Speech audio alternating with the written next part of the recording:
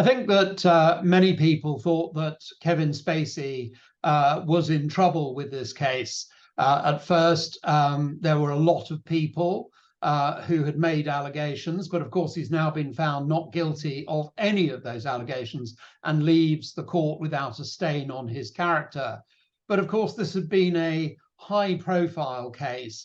It was difficult and complex because of the challenges of the legal and other nature of the case, but it was also challenging because of the high-profile nature. Of course, every element of the case was picked over both on social media and by the traditional media.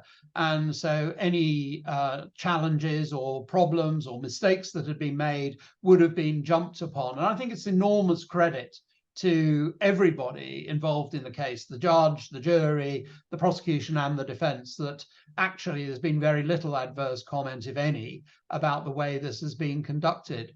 But we have to also remember that these were allegations made at the height of the Me Too allegations in Hollywood, and out of an abundance of caution, essentially Kevin Spacey was cancelled by Hollywood, and he's used up 2 to 3 million defending himself. And so he needs to get back into production of major movies in order to get himself financially secure again. And of course, now he's been found not guilty. One hopes that there will be no impediment to that. I think that if there were going to be other allegations, they would have come out during this trial and during the allegations about Kevin Spacey.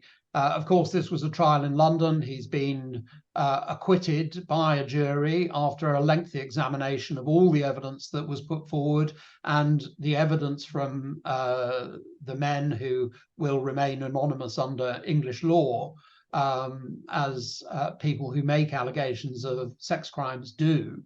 But there is the possibility of further action. Of course, there could be civil cases brought against these individuals by Kevin Spacey, or indeed they could bring proceedings against him against this. But I suspect everybody will want to let this lie now.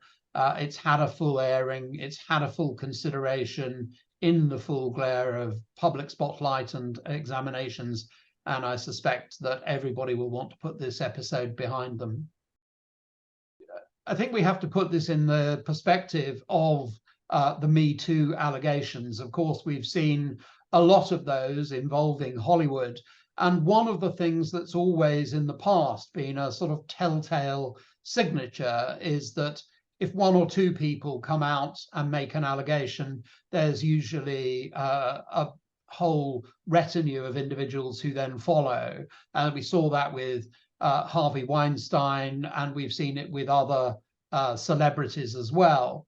What's very interesting about this case is that in Kevin Spacey's case, there were a group of individuals who came forward, but they weren't interrelated, and there wasn't the same method of operation in each case. They were all, if you like, individual cases, and the jury has concluded that their evidence wasn't sufficiently credible to convict Kevin Spacey, and he leaves court without a stain on his character.